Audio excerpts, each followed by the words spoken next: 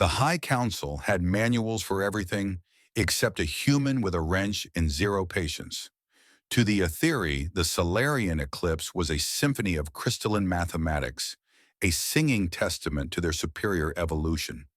To Kalen Vance, the ship's custodial maintenance lead, it was currently just a very expensive radiator that was making a funny noise. He stood in the shadow of the chromatic resonance core, a towering spire of shifting light that powered the flagship's warp drive.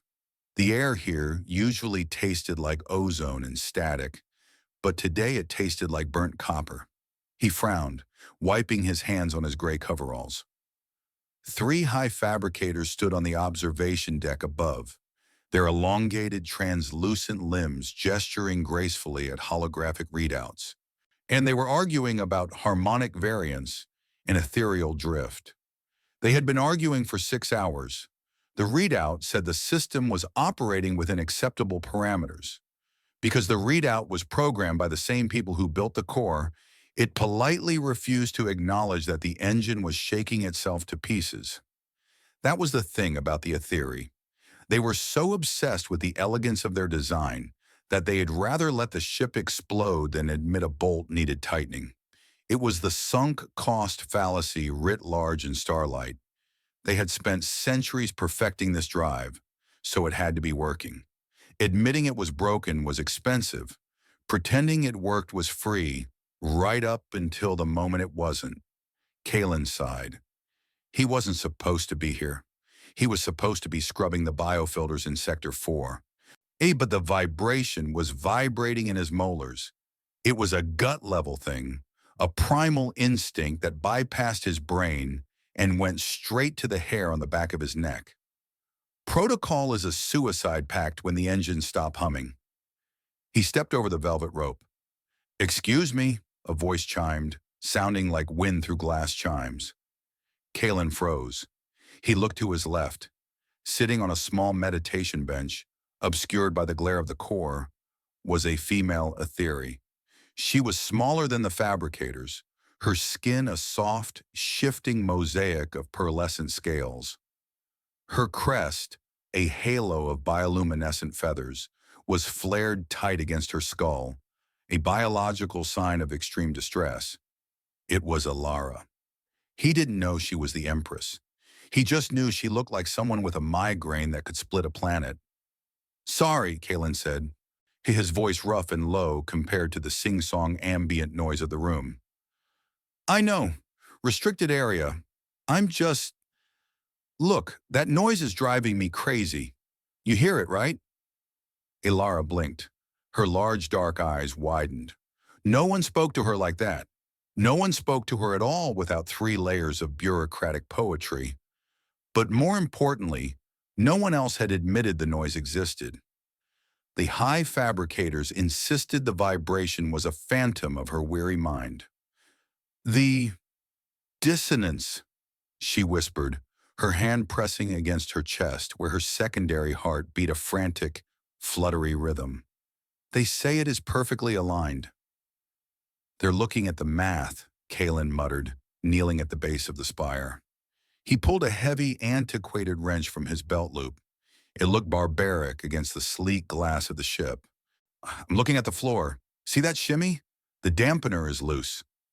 He didn't wait for permission. He just reached out. To Alara, it was horrifying and mesmerizing.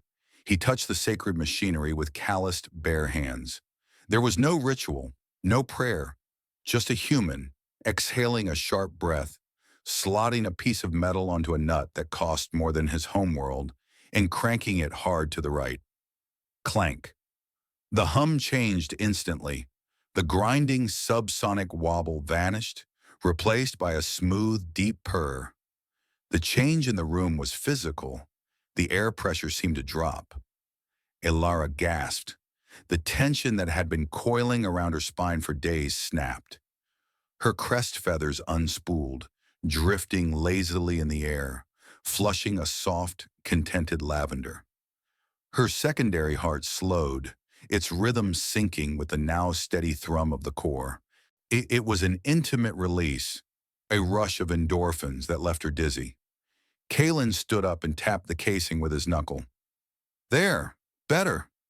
He looked at her, really looked at her, and offered a small, lopsided smile. You okay? You looked a little green there for a second. I mean, greener than usual. Ilara stared at him. She felt warm. Not the cold burn of radiation, but something softer, something terrifyingly organic. True expertise, she realized, often resided in those who maintained the system, not those who designed it. She started, her voice trembling. It is. Quiet. Yeah, Kalen said, spinning the wrench in his hand. Silence is golden, right? Anyway, I should go before the tall guys up there notice I touched their toys. He turned to leave, completely oblivious that he had just recalibrated the emotional gravity of the entire room. He didn't make it to the door. The silence he had created was too loud. Before Kalen could reach the exit hatch, the observation deck dissolved into a flurry of frantic light. The three high fabricators descended on a lift of solid air, their robes shimmering with indignation. They didn't walk. They glided, surrounding him like angry, crystalline statues. Unsanctioned interaction, the tallest one, Valleys, hissed. His voice wasn't wind chimes anymore. It was grinding glass. You have contaminated the resonant frequencies with primitive ferrous metal.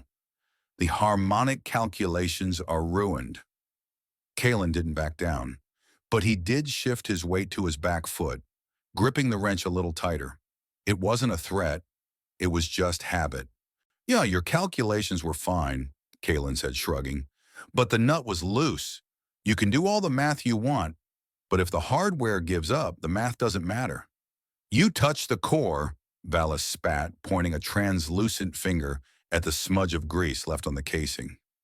This is sacrilege. You have endangered the entire fleet with your arrogance. Alara stepped off her meditation bench. Usually when the Empress moved, the room held its breath out of fear. This time, the room held its breath because she was glowing. Not the pale, sickly flicker of stress, but a rich, deep gold that radiated from her core temperature rising. Her biology was reacting to a foreign concept: safety. Stop, she said. It wasn't a shout. It was a soft word, but it hit the high fabricators like a physical wall. They recoiled, with their crests flushing a confused gray. Ilari walked past them, ignoring their sputtered protests about protocol and purity. She stopped in front of the human. Up close, he smelled like cleaning solvent and coffee. It was the most grounding thing she had ever smelled. They are right, she said, looking up at him. You broke every law of the High Council. You acted without a permit, without a simulation, and without a blessing. Kalen rubbed the back of his neck, looking down at his boots. Yeah, well, I figured asking for permission takes 3 weeks. The engine had about 3 hours. Sometimes seeking forgiveness is the only way to ensure there is a tomorrow to apologize in. Ilara looked at the wrench in his hand. Then she looked at the readout on the wall. The efficiency rating was climbing past 100% for the first time in a decade. The high fabricators saw a smudge on their masterpiece. She saw the only creature on the ship who cared enough to get his hands dirty. They called it divine intervention. He called it recalibrating the spark plugs. Valles, Alara said, not turning around, update the ship's registry. Your Eminence, Valles stammered. We must schedule a purification ritual for the janitor's interference. No, she said. You will update his title. He is no longer custodial staff. She reached out, her slender scale fingers hovering for a moment before she did the unthinkable. She touched the sleeve of his gray coveralls. The fabric was rough, utilitarian, and warm. A shock went through her. Ivory tether snapping into place between her species' need for perfection and his species' ability to just make things work. Imperial architect, she pronounced, testing the weight of the words. Kalen blinked. Architect? Lady, I barely passed high school geometry. I just know when things sound wrong. Exactly, Alara smiled. and this time it reached her eyes, crinkling the delicate scales at the edges. "We have enough people who know the theory. I need someone who can hear the noise." She dropped her hand, but the warmth stayed on her skin. "Does the position come with a raise?"